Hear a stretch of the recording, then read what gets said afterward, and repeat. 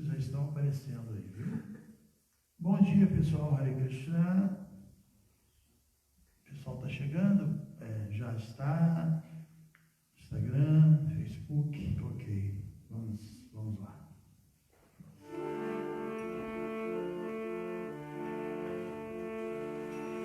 Jai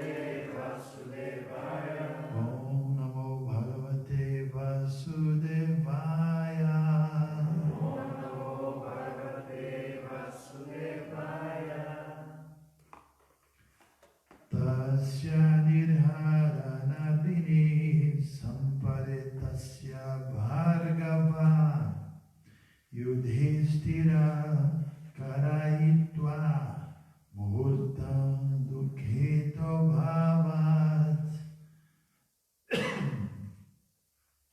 Tasya Sua Nirharana Agni, cerimonial fúnebre, Samparetasya, do corpo morto, Bhargava, ó descendente de Brigo, Yudhishthira, Maharaja Yudhishthira,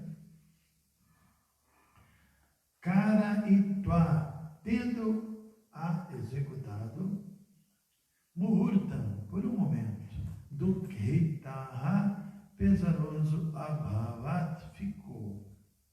Tradução, também repita, por favor. Ó descendente de Brigo. Ó descendente de Brigo. Shaunaka. Shaunaka.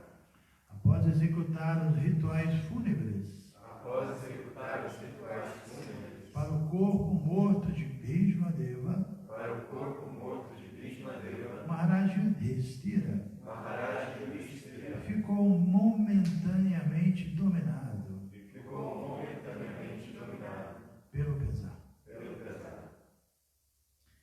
Então, vale lembrar aqui que quem está falando é Suta Goswami, é o principal mestre, né, nessa reunião de sábios que aconteceu há 5.000 anos, né? E a principal personalidade na audiência era Shaunakarish. Então, ele está se dirigindo a essa personalidade, ó descendente de Brigo, Shaunaka. Após executar os rituais fúnebres para o corpo morto de Bhishmadeva, Maharaj Yudhishthira ficou momentaneamente dominado pelo pesar. Significado dado por Srila Prabhupada. Bhishmadeva era não apenas um grande líder da família de Maharaj Yudhishthira, mas também era um grande filósofo e amigo para ele, seus irmãos e sua mãe. Desde que Maharaj Pandu, o pai dos 5 irmãos encabeçados por Maharaj Yudhishthira, havia morrido, Bhishmadeva fora o mais afetuoso avô dos Pandavas e protetor da enviuvada nora Kunti Devi. Embora Maharaja Dhritarashtra, o tio mais velho de Maharaj Yudhishthira, estivesse ali para zelar por eles, sua afeição estava mais ao lado de seus 100 filhos, encabeçados por Duryodhana. Finalmente, uma trama colossal foi montada para privar os 5 irmãos órfãos do direito legítimo ao reino de Hastinapura. Houve uma grande intriga comum nos palácios imperiais e os 5 irmãos foram exilados para um lugar deserto. Mas Bhishmadeva foi sempre um bem-querente, sinceramente compassivo, avô, amigo e filósofo para Maharaj Yudhishthira até o último momento mesmo de sua vida. Ele morreu muito feliz por ver Maharaj Yudhishthira no trono. De outra forma, ele teria há muito abandonado seu corpo material, ao invés de sofrer a agonia dos sofrimentos imerecidos dos Pandavas. Ele estava simplesmente esperando pelo momento oportuno, porque estava seguro e certo de que os filhos de Pandu sairiam vitoriosos da batalha de Kurukshetra, pois sua onipotência, Shri Krishna, era o protetor deles. Como um devoto do Senhor, ele sabia que os devotos do Senhor não podem ser aniquilados em tempo algum. Maharaj Yudhishthira estava completamente ciente de todas essas boas qualidades de Bhishmadeva, por isso ele devia estar sentindo a grande separação. Ele estava pesaroso pela separação desta grande alma e não pelo corpo material que Bhishmadeva abandonara. O cerimonial fúnebre era um dever necessário, embora Bhishmadeva fosse uma alma liberada. Uma vez que Bhishmadeva não tinha sucessor, o neto mais velho, ou seja, Maharaja Yudhishthira, era a pessoa indicada para executar essa cerimônia. Foi uma grande dádiva para Vishwadeva que um igualmente grande filho da família levasse a cabo os últimos rituais para tão grande homem. Deixa eu falar aqui. O descendente de Brigo, Shaunaka, após executar os rituais fúnebres para o corpo morto de Vishwadeva Maharaj, Yudhishthira ficou momentaneamente dominado pelo pesar.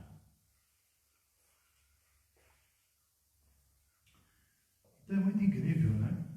A gente vê assim os detalhes, né, da filosofia. Porque por um lado existe um verso que é muito conhecido e às vezes é um verso que cria uma certa dúvida nas pessoas. Pelo menos eu me lembro que criou uma certa dúvida em mim quando eu o li pela primeira vez. Isso já se vão 40 e poucos anos, né? Que Krishna, logo no início da sua orientação a Arjuna, diz Asotyan Anasotyaspam Pragyavadans Cha Bhashase Gatasum Anagatasum Cha Nanushochanti Panditaha. Falando palavras sábias, você está se lamentando pelo que não é digno de pesar. Aqueles que são sábios não se lamentam, nem pelos vivos, nem pelos mortos, né? Me lembro que quando eu li, acho que todo mundo dá uma ideia de que o devoto é insensível, né? Mas agora a gente está vendo aqui que não. O Yudhishthira Maharaj ficou pesaroso, ele sentiu, né? E dá para imaginar, porque ele ficara órfão, né? E na verdade, quem teoricamente deveria tomar conta dele, que era o seu tio, Dhritarashtra, ele era uma pessoa cega, não só materialmente, Prabhupada diz, mas ele era também espiritualmente cego e ele não tinha essa mesma relação com seus sobrinhos, os Pandavas, como ele tinha com seus filhos. Então, o Yudhishthira Maharaj deve ter sofrido, os Pandavas devem ter sofrido muito devido a essa situação, mas eles tinham refúgio de Bhishmadeva. A vida inteira, Bhishmadeva estava ali, um avô afetuoso. Imagina um avô como Bhishmadeva, quem não gostaria de ter? Né? Tão sábio, né? Tão avançado, assim, tão devotado.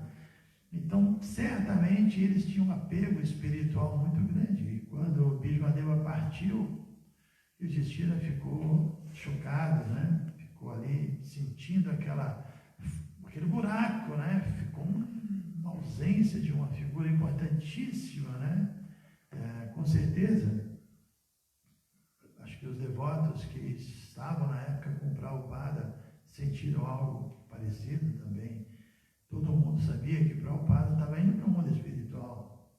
Prabhupada não tinha lamentação nesse sentido, né? Do ponto de vista de Prabhupada.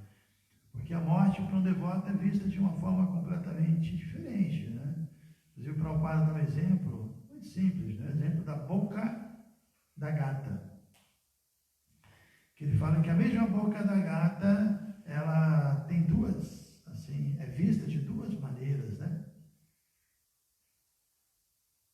O som está baixo. O pessoal está reclamando. Então vamos aumentar o som. Não. Vai ser daqui, ó. Ajuda aqui.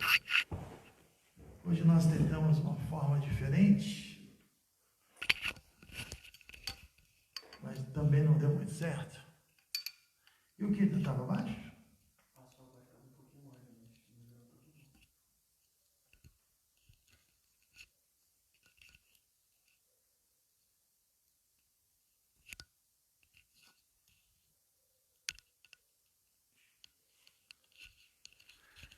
Ok, agora vai ficar melhor. Tenho certeza absoluta disso. Não gosto de botar esse negocinho no ouvido, mas vamos lá, né? O que eu estava falando, pessoal? Pois é, eu estava falando da boca da gata, viu, Arjuna? Boca da gata. que a boca da gata, ela, para o gatinho, é um símbolo do amor, né, do cuidado e do acolhimento, né? O gatinho vê a boca da mãe dele e é algo muito bom para ele, né? Que leva alimento, leva ele para passear e lambe, sei lá mais o quê. Nunca parei para observar o que a mãe gata faz. Mas Prabhupada diz isso, né? Mas quando o rato vê a boca da gata, é o terror, né? Sai correndo, né? E a boca da gata é a mesma. Só que, do ponto de vista do rato, é algo que produz um pânico, né? E do ponto de vista do gatinho ou da gatinha, é algo muito auspicioso.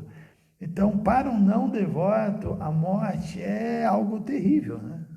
Porque, vai acabar tudo, vamos perder o contato com essa pessoa, e quem morre, então, fica desesperado. Nesse momento, o planeta está cheio de gente, cheio de ratinho vendo a boca da gata, né? Mas o devoto fala, bom, tentei, dei o meu melhor, fiz o que eu pude, já está chegando o meu momento, eu me entrego, né? Entrego e tento, nesse momento, concentrar minha mente em Krishna, e Krishna pode vir e me salvar, que essa é a promessa de Krishna na Gita, e vários versos falam sobre isso, né? Que o devoto faz sua parte, e se ele no final da vida está relaxado, não deixa sua mente ficar divagando, pensando no passado, o que deixou para trás, o que fez, o que deixou de fazer, e simplesmente se desliga mesmo e concentra sua mente em Krishna, no mestre espiritual, no santo nome de Krishna. Ele não tem o que temer. Ele não tem o que temer e vai receber a bênção de Krishna. Mas ainda assim, quem fica, né, como no caso a gente está vendo aqui, o Yudhishthira Maharaj e os Pandavas sentiram aquilo. Mas é bom lembrar também que eles sentiram aquilo, ou está sendo descrito aqui que Yudhishthira sentiu aquilo momentaneamente, muhurta, né? A vida segue. Você pode sentir, né? Às vezes a pessoa perde um ente querido, um amigo, ele vai sentir.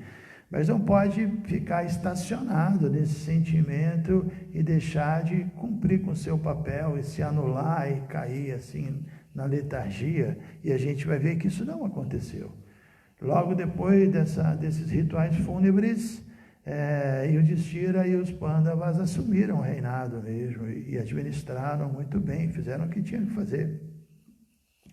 Então, isso é muito interessante, mas também é interessante que uma pessoa como Yudhishthira, que assumiu o comando, por humildade ele se sentisse mal, né? Porque, poxa, tanta coisa aconteceu, tanta gente morreu, até o avô dele. Era uma coisa realmente chocante, e ele sentia isso. Então, o devoto é sensível, mas é uma sensibilidade espiritual, como o Prabhupada disse. Ele não estava pesaroso por ver o corpo de Bhishma recebendo aquela atenção fúnebre. Não, ele estava pesaroso porque perdeu a associação de Bhishma, mas o corpo é uma roupa, e a gente tem que entender que a troca de roupa é necessária. Eu vou ler mais um verso, estamos bem no finalzinho, na verdade eu queria terminar, mas não vai dar, temos só mais 3 versos, né?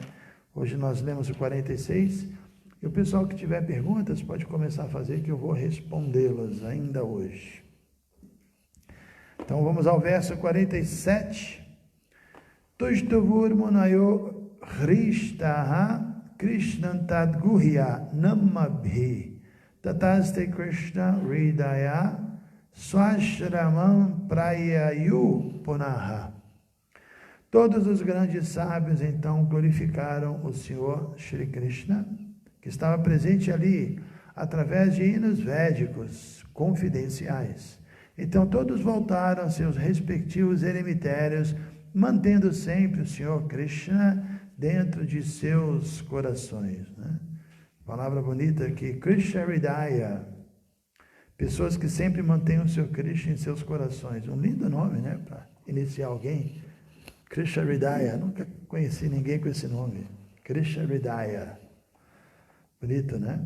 Então os grandes sábios voltaram para suas cabanas, seus eremitérios, depois dessa cena pitoresca, cinematográfica, dessa história incrível, estavam completamente purificados, né, de ouvir ali tanto néctar vindo de Bhishmadeva e vendo, assim, aprendendo também, vendo ali a relação amorosa que ele tinha com Krishna, que seus netos tinham com ele, que Krishna tinha com ele.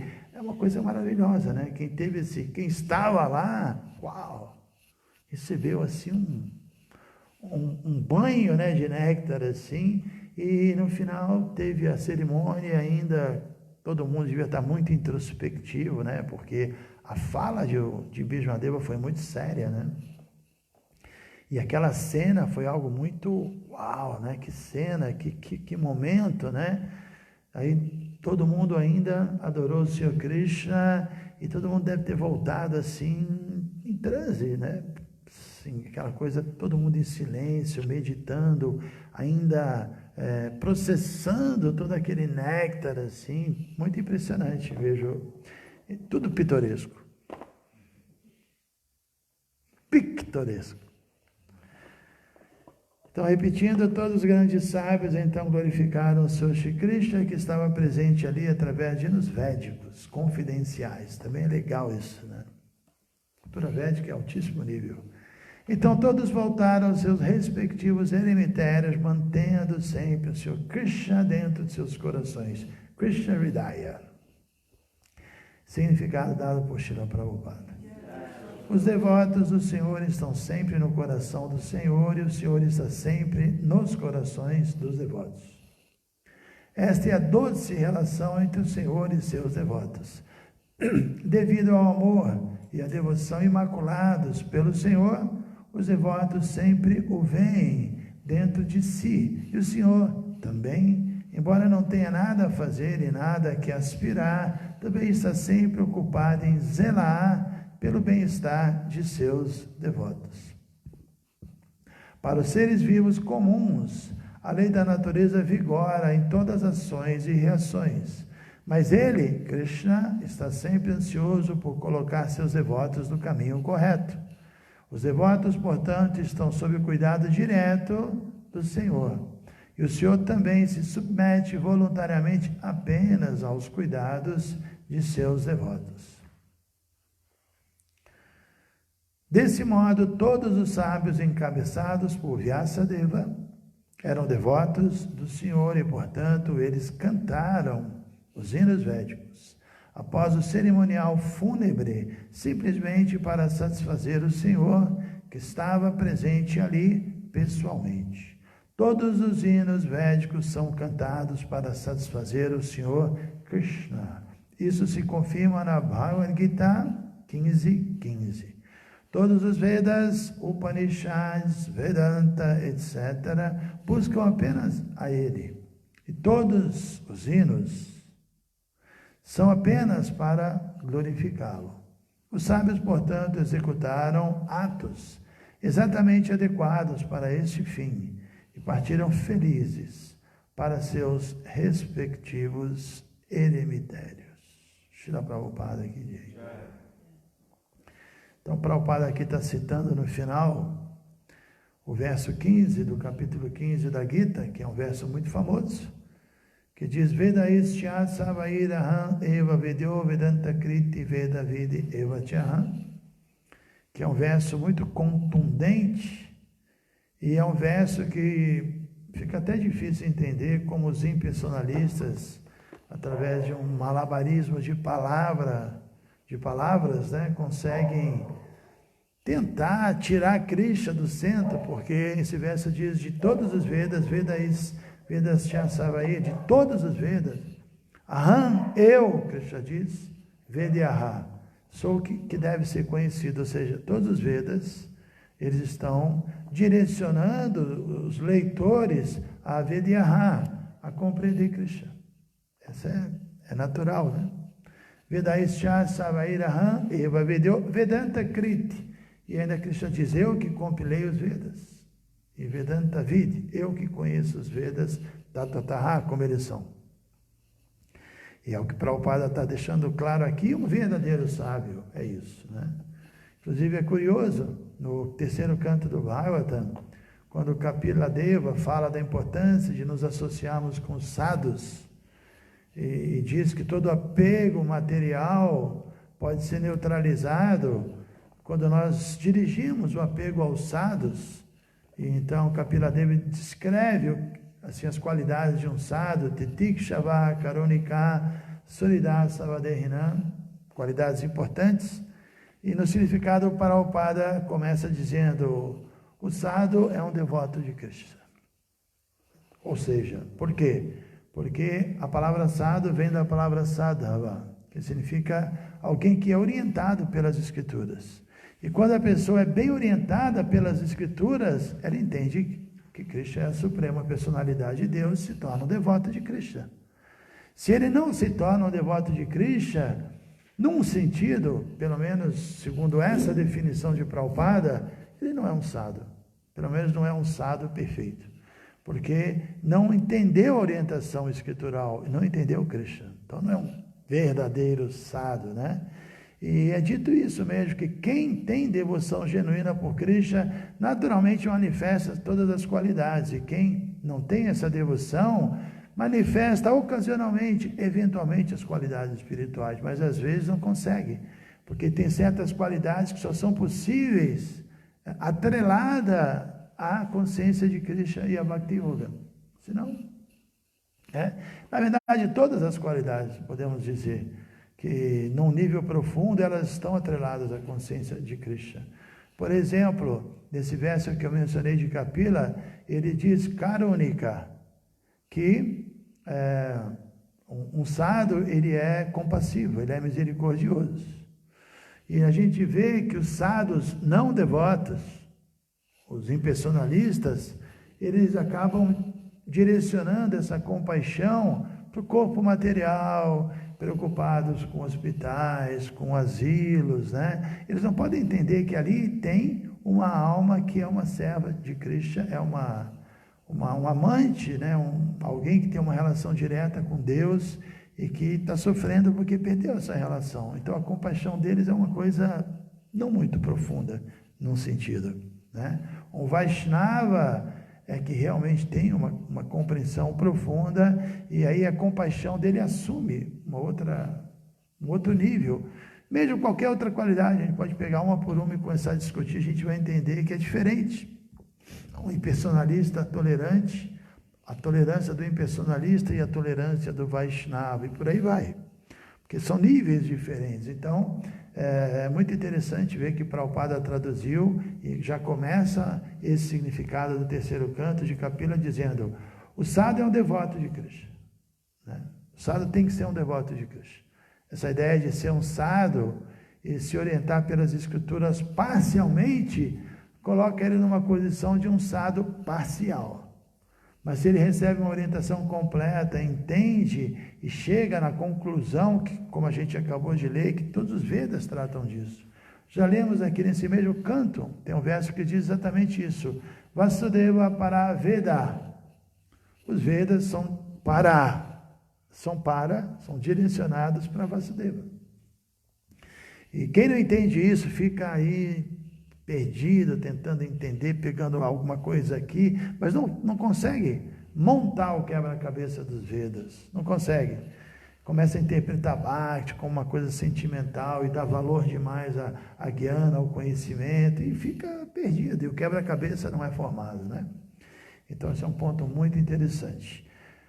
Tem muito o que falar, mas eu queria ver se temos alguma pergunta para...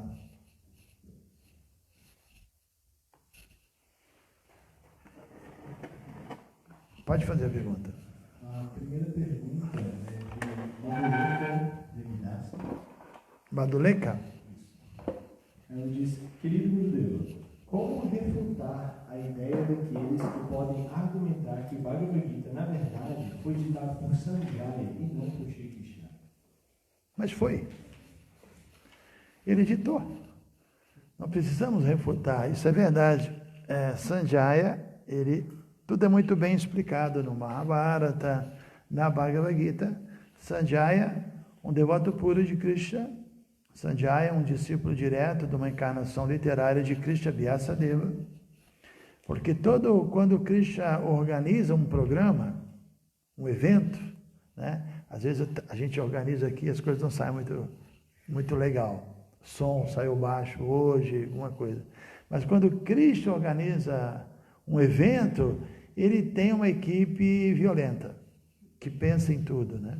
Então Krishna pensou em tudo, e nessa de pensar em tudo, ele empoderou essa grande personalidade, devoto puro de Krishna, Sanjaya, e fez com que ele tivesse tomado abrigo de Vyasadeva, que é um grande guru, grande mestre do Vedanta, não é? E satisfeito, seu guru, Vyasadeva, e ele então recebeu a bênção de ter assim, uma condição de ser vidente, de enxergar tudo, onde quer que ele estivesse. Krishna pensou nisso por quê? Porque tem a história de Dhritarashtra, no início da Gita. Dhritarashtra já mostra que ele estava caindo na real, quando ele diz, Mamaka Pandavas Shaiva, né? O que está acontecendo lá em Kurukshetra? Meus filhos e os filhos de Pandu, lá é Dharmakshetra, o lugar do Dharma. E eu sei que meus filhos estão indo contra o Dharma. Então isso também é um ponto importante para mostrar dentro do contexto do evento, né? Cósmico. E aí precisava de alguém informar para Dhritarashtra, até porque Dhritarashtra, embora tivesse cometido muitos erros, ele tinha algumas qualidades. Primeiro que ele tinha uma esposa devotada a Krishna, uma asceta Gandhari, uma grande alma, que ele foi protegido também pela castidade dela. E segundo que ele era cego, então ele tem que dar um desconto para ele. Ele tinha dificuldade de ter uma compreensão correta das coisas, e ele simboliza aquela pessoa que não é ruim, mas que devido à má associação fica ruim, né? E ele teve a má associação do filho Duryodhana, e aí ele não conseguia, porque isso também representa um ponto que eu de vez em quando toco. Prabhupada toca, e a gente vai ter que tocar sempre, porque é difícil para a gente, que é o que? O sentimentalismo, né? Dhritarashtra, ele representa a pessoa que, devido ao sentimentalismo, a afeição pelo seu filho, aquela coisa da pele, né? A doença da pele, que Prabhupada explica, acaba, mesmo sabendo que está errado, cedendo, devido à fraqueza, né? Chamado Hridaya Dorbalya, fraqueza, porque quando você fica muito apegado materialmente a uma situação, a alguém, a um filho, seja o que for, você cai numa condição que você fica fraco, e com essa fraqueza você não consegue se posicionar e você é arrastado, né? Então, esse é um exemplo de Dhritarashtra. E, como eu disse, né, no evento, que já pensou em tudo, então Sanjaya narrou isso, porque como é que seria? A batalha está acontecendo lá em Kurukshetra. Não tem ninguém ali, né, registrando, tem que ter alguém em algum lugar. Então ele tinha essa televisão dentro dele, essa condição, esse Wi-Fi, sei lá, e ele foi uma transmissão ao vivo, uma live, né, que Krishna e Arjuna fizeram, exclusiva para Sanjaya. Aí Sanjaya narrou aquilo, inclusive, deixa eu pegar aqui, só no tato aqui, peguei, agora tenha pego errado. Vamos lá, vou ler para vocês aqui os versos finais de Sanjaya, que são muito lindos. Aí Krishna diz, né, você já ouviu tudo direitinho, Arjuna, você já decidiu o que você vai fazer, você vai lutar? E Arjuna diz, sim, eu vou lutar, fique tranquilo, minha ilusão já se foi, estou pronto para lutar. E aí então a conversa acaba com esse último verso de Arjuna. Nashtamoha smriti ladva tat prasada mayachutai stitas vigata sandeha Karisheva Chanantava. O último verso da Bhagavad Gita é esse, né? Que diz o seguinte: Nashta Moha, minha ilusão, minha confusão, Moha, Nashta, foi dissipada, smriti ladva. Minha consciência espiritual, minha memória espiritual foi recobrada. Stitasmi, agora estou completamente fixo, né, no meu propósito, no meu Dharma. Stitasmi gata sadeha, me livrei de todas as dúvidas e karishyeva chanantava. E vou seguir suas orientações. Aí acaba o Bhagavad Gita. Esse é o verso 73. Aí então, Sanjaya Vacha, Sanjaya diz: assim foi que eu vi a conversa entre duas grandes almas, Krishna e Arjuna, e tão maravilhosa é esta mensagem que os pelos do meu corpo estão arrepiados. Verso 74. Pela misericórdia de Vyasa, isso é uma característica muito interessante dos Vaishnavas, eles nunca esquecem que todas as bênçãos vêm da misericórdia, né? Então, ele aqui registra isso, pela misericórdia do meu Guru, Vyasa. Eu ouvi essas palavras mais confidenciais diretamente do Senhor de todo o misticismo, Krishna, quando falava pessoalmente com Arjuna. 76. Ó Rei, toda vez que recordo esse diálogo magnífico e sagrado entre Krishna e Arjuna, sinto prazer e me emociono a cada momento. Ó Rei, verso 77, ao lembrar a maravilhosa forma do Senhor Krishna, sinto uma admiração cada vez maior. E me regozijo repetidas vezes. Nós estamos lendo na história de Bhishma, né, que ele se relacionava com Krishna como Parthasharati, o condutor da quadriga. Parece que Vyasa também, Vyasa não, Sanjaya também, né? Que está dizendo aqui, quando eu lembro dessa forma de Krishna, ele teve essa relação, né, provavelmente. Então, uma admiração cada vez maior e me regozijo repetidas vezes. Aí, então, ele termina a última fala dele, que é o verso 78. Onde quer que esteja Krishna, o Senhor de todos os místicos, e onde quer que seja Arjuna, o arqueiro supremo, com certeza também haverá opulência, vitória, poder extraordinário e moralidade. Esta é a minha opinião. Então é incrível, né? Do primeiro ao último verso, o primeiro verso, Dhritarashtra pergunta: o que fizeram meus filhos e os filhos de Pandu em Kurukshetra desejosos de lutar? Aí ele descreve e responde: Dhritarashtra, não tem jeito. Onde quer que esteja Krishna, onde quer que esteja Arjuna, vai ter vitória. Sinto lhe informar, mas seus filhos vão ser derrotados. Vocês vão perder todo o reino. Não tem como ser diferente, né? Porque ali nós estamos lidando com a suprema personalidade de Deus, que é Yogeshwara, o Senhor de todo o poder místico, e Dhanurdhara, que é Arjuna, o arqueiro supremo. Então, Dhritarashtra teve que ouvir isso, mas Dhritarashtra também se purificou. Depois da batalha de Kurukshetra, ele ainda ficou um tempo no palácio, só que o irmão dele, Vidura, um dado momento, chegou e chamou ele, deu uma de sincerão com ele, deu uma de sincerão e falou: pô, você aprontou todas, você é o culpado de todas as milhões de pessoas morrerem, você fez com que seus netos sofressem a vida inteira, todo o povo sofreu, você fez tudo errado e ainda fica aí no palácio vivendo como um cão, né, que vive dos restos, né? Você tem que sair daqui imediatamente, fazer austeridade, tudo um diálogo muito profundo.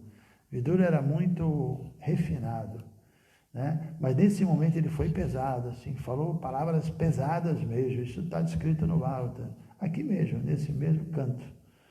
E você tem que renunciar a tudo e praticar austeridade e penitência para se purificar. E isso foi tão forte que, apesar dele ser cego, apesar de ele ter sido rei por tanto tempo, de ter vivido num conforto que a gente nem pode imaginar, ele e sua esposa sumiram, ninguém mais os viu, eles desapareceram sem se despedir de ninguém, sem sentimentalismo, sem aquela coisa que a gente tem, né? E de repente o pessoal deu falta dele. E aí tentaram entender o que estava acontecendo e Vidura revelou: olha, realmente, ele está lá Aí descreveu o lugar, não me lembro o nome, mas um lugar auspicioso, à beira do Ganges, fazendo austeridade e se purificando, e no final ele se aperfeiçoou, conseguiu alcançar a perfeição. Não sei exatamente qual foi essa perfeição, se ele voltou para o mundo espiritual, se ele se fundiu no Brahman, mas ele é um personagem importante desse evento, né? Então o evento é maravilhoso e a gente desde o início falou sobre isso, que todo mundo que participou desse evento foi igualmente favorecido, não só os Pandavas, todo mundo obteve a liberação. Então foi muito impressionante.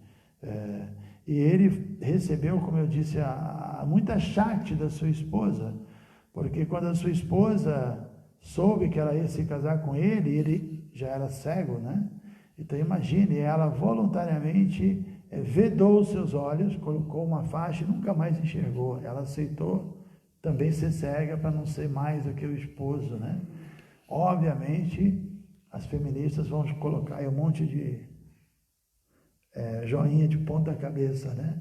Mas é outro nível, a gente está falando de outro nível. Hoje em dia isso não funcionaria, nem queremos pregar esse tipo de coisa.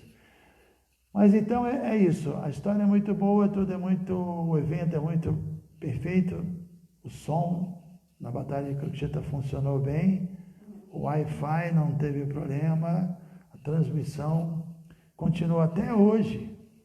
A transmissão do Bhagavad Gita ainda está disponível até hoje, podemos acessar, tudo funcionou. Tá? Obrigado, meus amigos. 18 horas, o Centro Hare Krishna de Bhakti Yoga e também aqui vai transmitir a palestra de Prabhu Lokasakshi e em seguida vem a minha palestra. Eu não sei se eu estou em seguida, porque às vezes ele fala bastante, eu não sei, eu tenho que lembrar ele, que a minha é 19h15, né? Mas não tem problema não, tá ótimo então. E obrigado, já acabou aqui o Instagram, não pude me despedir da turma, não tem problema. E estamos aí, hoje já foi a 72, né? Eu vou até 108, depois eu não garanto, hein, pessoal? Eu vou até a live 108, aí depois eu não sei, vamos ver. Todas as glórias da Srila Prabhupada. Vou mostrar para vocês as deidades. Errei aqui. Tão lindas. Olha que roupa maravilhosa, que coroa maravilhosa.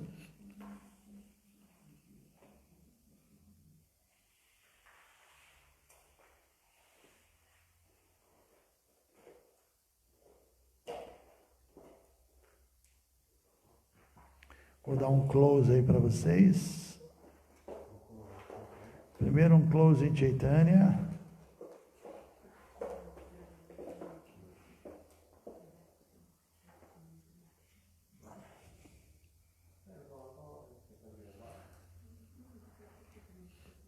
Opa. E agora um close no Sr. Nityananda.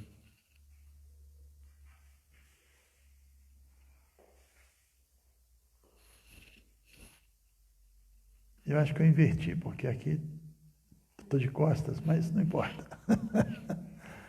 Todas as glórias a Srila Prabhupada.